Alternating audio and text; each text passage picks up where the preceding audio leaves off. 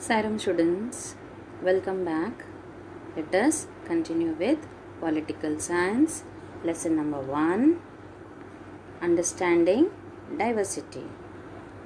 In today's lesson, we will learn about what does diversity add to our lives and about diversity in India and how do we explain diversity. Before we begin with our lesson, let us recollect what we had learned in our previous class. We had learned about what is diversity. So diversity means a wide variety of something. That means we had learned about people who don't look exactly same like each other. They are quite different from each other. They also differ in terms of languages, regions, culture and religious backgrounds. We had also learned about the story of Samir Ek and Samir Do and how inequality comes about when a person does not have the resources and opportunities that are available to other persons. And the caste system is another example of inequality that was considered irreversible. What does diversity add to our lives? Just like Samir Ek and Samir Do became friends, you also might have friends who are very different from you. You probably have eaten different kinds of food in their homes, celebrated different festivals with them, learned some of their languages too. Just imagine if you don't have any friends, there is no variety in your life. So, diversity means being different. Differences make things interesting. A lot of variety comes our way because of diversity. We even enjoy our daily life because of diversity. Think about the different things you see on the menu when you go to a restaurant. Idlis, dosas, appams, uttapams are all foods from South India.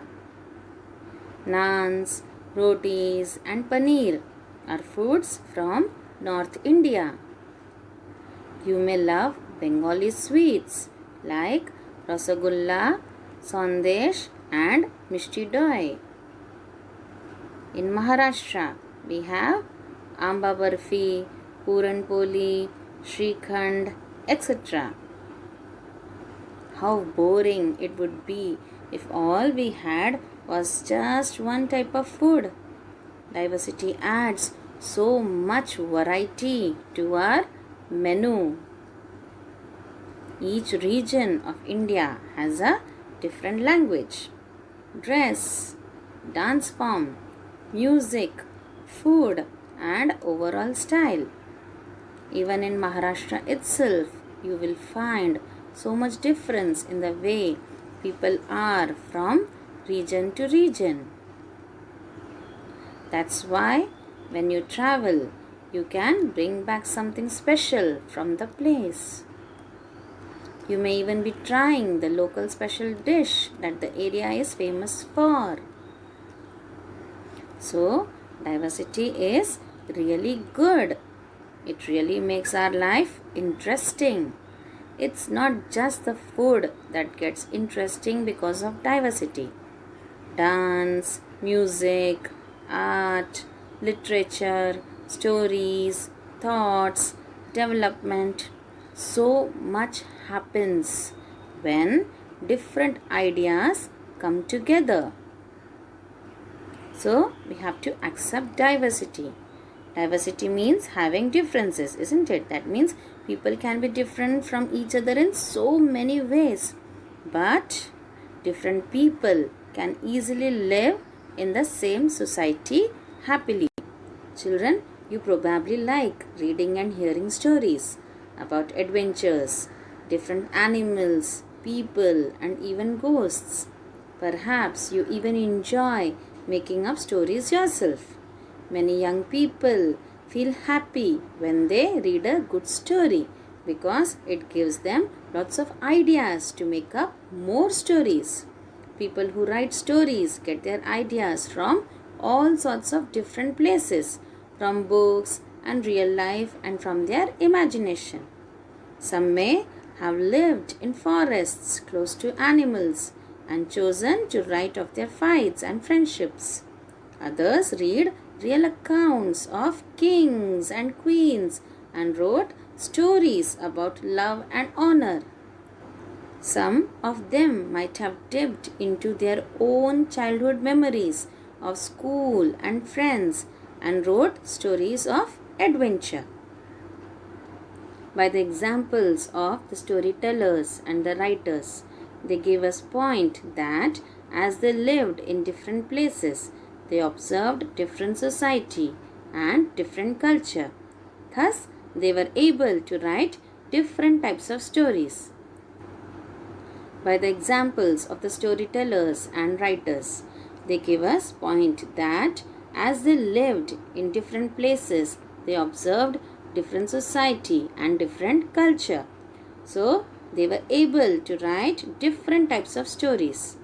Now, imagine if we force them all to live in same environment, that is where all people were the same two colors, that is red and white, ate the same food, maybe potatoes, took care of the same two animals, for example the deer and the cat, and to entertain themselves they played only snakes and ladders. What kind of stories do you think they would write? They would have written very boring stories in which we would have not been interested to hear. Again and again same things we don't want to listen, isn't it? Thus, due to this diversity, we have so many options in our life. Now, let us learn what is diversity in India. India is a country of many diversities. We speak different languages, have various types of food, celebrate different festivals, practice different religions.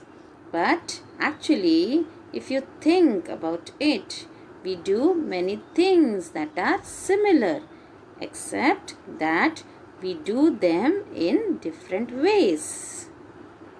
Now, discuss the different ways in which the people of India do the following. The different ways in which people pray. Some people, they go to the temples. Some go to the church, gurdwara, mosque, and they sing, they worship, they pray, isn't it? So, they sing hymn. What is hymn? Hymn means religious song or poem in praise of God. The different ways in which people get married. Some they get married in temples, church, or some through signing a register in the court. Different ways in which people dress. For example, women in Manipur, they wear a fennec. The different ways in which people greet each other. For example, in Jharkhand, many Adivasis, they say Johar to each other. The different ways in which people cook rice. That is by making biryani with meat or vegetables. Here you can see the different religions the people belong to, the different ways of getting married, their culture, the languages spoken, the dance forms.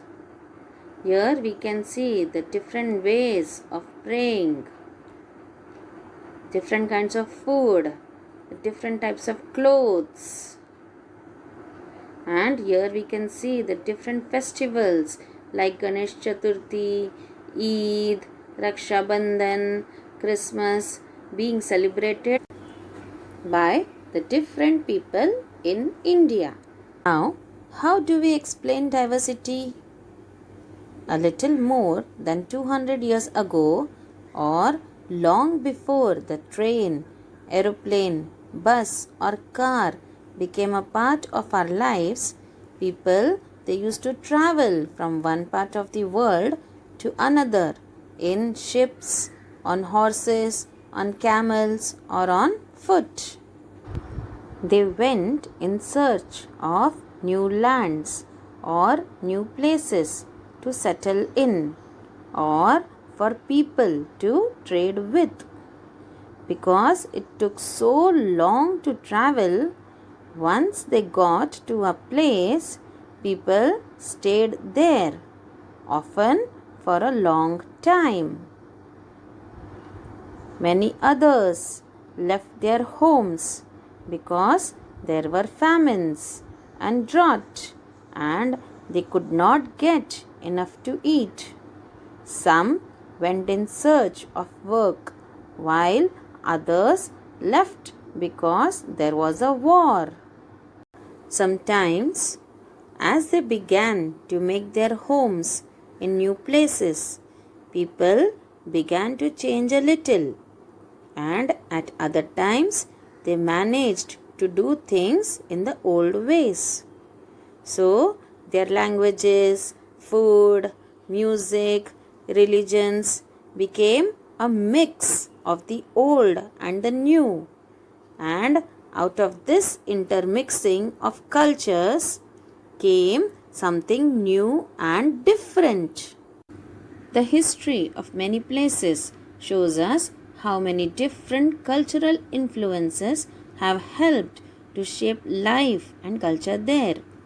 Thus, regions became very diverse because of their unique histories. Similarly, diversity also comes about when people adapt their lives to the geographical area in which they live. For example, living near the sea is quite different from living in a mountainous area. So, we have seen here that not only do people have different clothing and eating habits, but even the kinds of work they do are different. In cities, we have often seen that it is easy to forget how closely people's lives are tied to their physical surroundings. This is because in the city, people seldom grow their own vegetables and grain. Instead, they depend on the market to buy all the food and other goods that they need. Now, let us try to understand the historical and geographical factors that influence the diversity of Ladakh. Look at the map of India, children. You can see Ladakh is a desert in the mountains in the eastern part of Jammu and Kashmir. Very little agriculture is possible here since this region does not receive any rain and is covered in snow for a large part of the year. There are very few trees that can grow in this region. For drinking water, people depend on the melting snow during the summer months. People here keep sheep and goats. The goats in this region are special because they produce pashmina wool. This wool is expensive and so pashmina shawls cost a lot of money. The people in Ladakh carefully collect the wool of the goats and sell this to traders from Kashmir.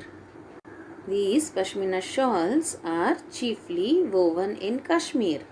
The people in Ladakh eat meat and milk products like cheese and butter.